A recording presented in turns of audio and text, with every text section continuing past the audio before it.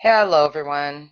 GoldenHawk here, creator of Ancient Powers and 24th degree High Priestess of the House of Life.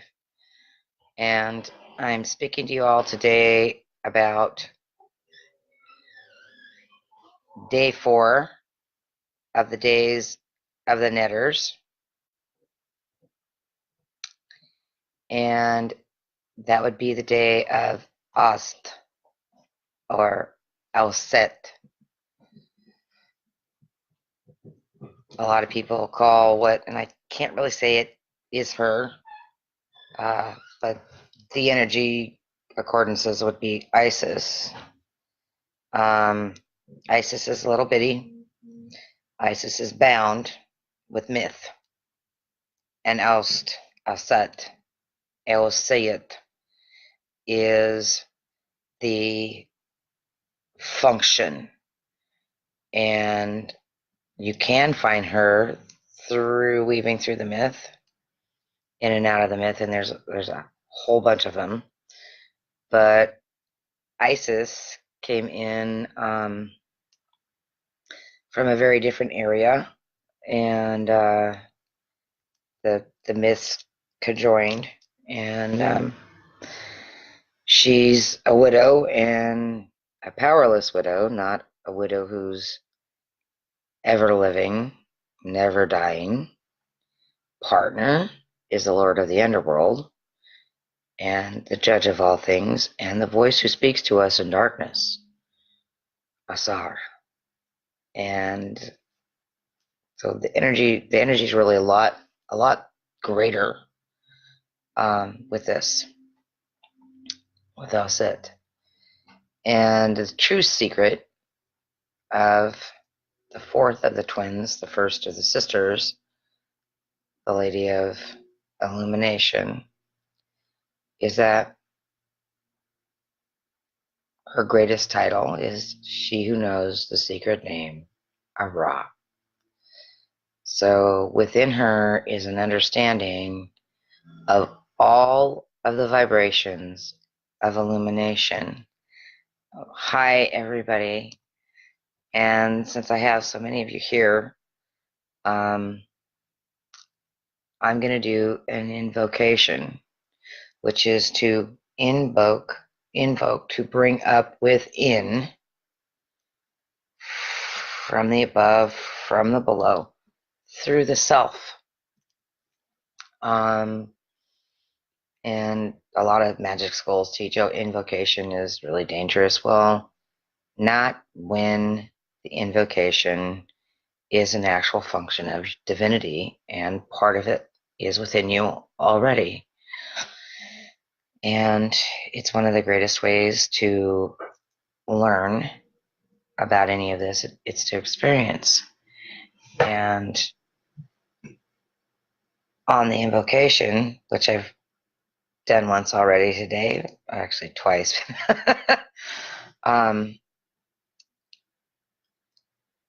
call to the above,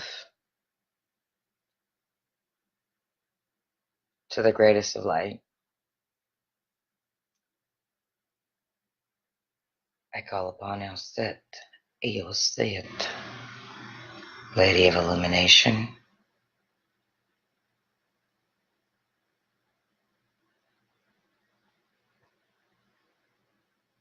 I call from desire, from love, Auset, illumination, light of the star, not the body, but the light. I call upon the illumination of the sun, not Ra, but the light. I call upon the illumination, the reflected illumination, moving from the moon to the earth. The great illumination, the light upon the waters, sparkling upon the foam, the light deep within the earth, in the darkness, the illumination which germinates the seed. I call upon the light, the illumination within the body,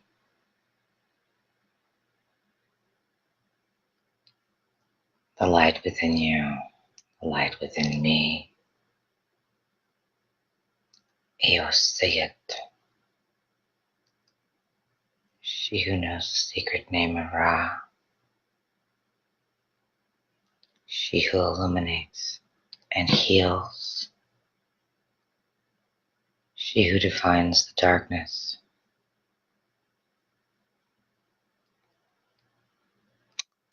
And this is the energy in one of the big myths of Auset as Isis, Greco-Roman, the story involving her and Set, who I spoke about yesterday. But at a certain point, he takes her and imprisons her. And I could say this is the myths we have been walking, where the feminine light has been imprisoned. And her power goes much beyond the imprisonment. While she's imprisoned, he puts her to work because she is one of the great weavers of light through time. And she is one of the creators of the myths that we live in. And instead of being allowed to spin the true thread, to weave the real fabric of the free quantum field, she had to weave within the probability field. So she spins and she weaves, and in what she considers the darkness of the probability field, she takes a single hair and spins it into the thread that goes into the weave of the tapestries of our lives, of our times, in the probability field. And this sparkling hair, this energy of illumination, moves through the weave of all places, all times. This is that bit of truth that grabs us and gives us that peace to illuminate, that hope through all these thousands of years of darkness. And in the end, at the end of that time, of her time of imprisonment, so when the photon belt begins activating everything, three scorpions come to free her from the tower, from the imprisonment. And she does some kind of crazy things. But she does take back her divinity. So the illumination and the light of the divine feminine, because there's a darkness that's quite awesome also, is awakening, and it's showing itself through the histories and the stories of the entire world. Even though the stories of the women were not kept, they actually are woven into tapestries and painted on walls and shared in dances, and they're in songs. They're kept in art. They weren't put into written history, but they're there. and this is the time of her freedom. And she is the lady of the solar plexus. Sorry, I edited that out. She's the lady of the throat chakra. But her stone would seem to belong more to the sacral plexus than move through the solar plexus because it's carnelian. And when we see it in the ancient Egyptian pieces, it's a deep red like a ruby, but and this is an awesome carnelian. I'm actually not at my office. I'm visiting our astrologer, and I like, oh, your carnelian. This one has an eye, and it's super fabulous, and it will act as a sunstone on the solar plexus. Her secondary stone is Moonstone. Anciently, Moonstone was not what we know it is now. Our Moonstone now is a it's a feldspar, and the ancient Moonstone was not. Looking at the ancient Moonstone, it's like it could be a Phryonite. If it's not, it's got to be a meteorite. And science, the scientists that have tested the Great Moonstone in the huge Kephra scarab that has the key piece in it from Auset. It's an intense spring green color, and it works with the same point as the center of the oldest of the Samatanis, which is strangely enough older than the brink coming together of the two lands. But anyway, Auset was the first of the great netters, two-legged and winged, because I worked with Bast first, the cat, as a child. And yeah, my cats talked to me. I was a little crazy, or not, maybe not at all. But Auset came to me very, very young, and she was one of the few that I saw on the outside of me, because almost all of the divine feminine I experience from within. They speak to me from within. They might speak to me from higher, but they speak to me from within. A lot of the mythic feminine that have come in come from the outside, but Auset from the inside now for many years. But as a child, she came to me probably because I was so young as the mother. And she rolls the voice, and the thyroid. And when we are activated without the structure that we need, quite often the thyroid blows. And there's a specific way of unsealing, depending on which seal is placed on it. But the power, the actual power of the voice, and what opening that does to our chakra fields. If it is not done correctly, the thyroid can blow out one way or the other, high or low, and it can actually blow out both ways at the same time. And I had a group of my circle years ago. We brought in a teacher, great teacher, who actually had a load of energetic maps. And the shamanic doorway wasn't opened when she did part of her work, and my friend's thyroid blew out, and I watched it, and I went, oh, Wow. Because I hadn't done the activations on this person. They weren't ready for it yet. So she went through just a horrendous time with the doctor. The dietary pieces, all kinds of stuff. I finally went in and got uh, a set of tuning forks from Biosonics.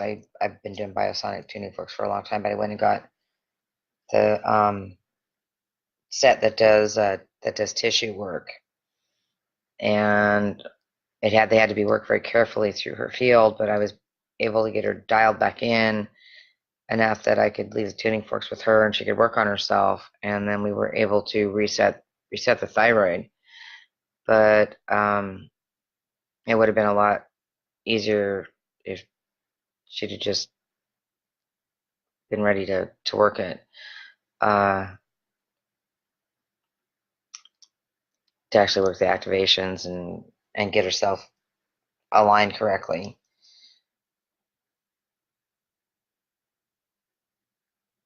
And there's a lot of people that play with magic. They play with it. They believe they're being serious, and they're using a lot of pieces, parts, information that have come down in bits and pieces. And Auset is the mother magic, because magic is created through frequency in the voice, and magic is actually who you are, and that your words align with your intent, and that your sound chambers are correct. And that's where a great deal of the highest healing that we have comes from. But the Lady of Light is not whole without, of course, her three twin brothers and her twin sister will be coming again tomorrow. It's her day. She also, Auset, is the one who moves through the swamps. Another myth. She moves through the swamps to put back together the elder Osiris to resurrect him. And she brings him up out of the Nile to resurrect him. And she brings him back from death after death after death, different forms that Set tears him asunder into chaotic bits. But eventually she does get him put back together, and she becomes the portal of birth for unborn Heru, for her brother, who she has a son who's a promised one. And this is actually where the Christ codes come in. And the sun just decided to shine as if it's actually as hot as it is outside here. It's been so overcast. But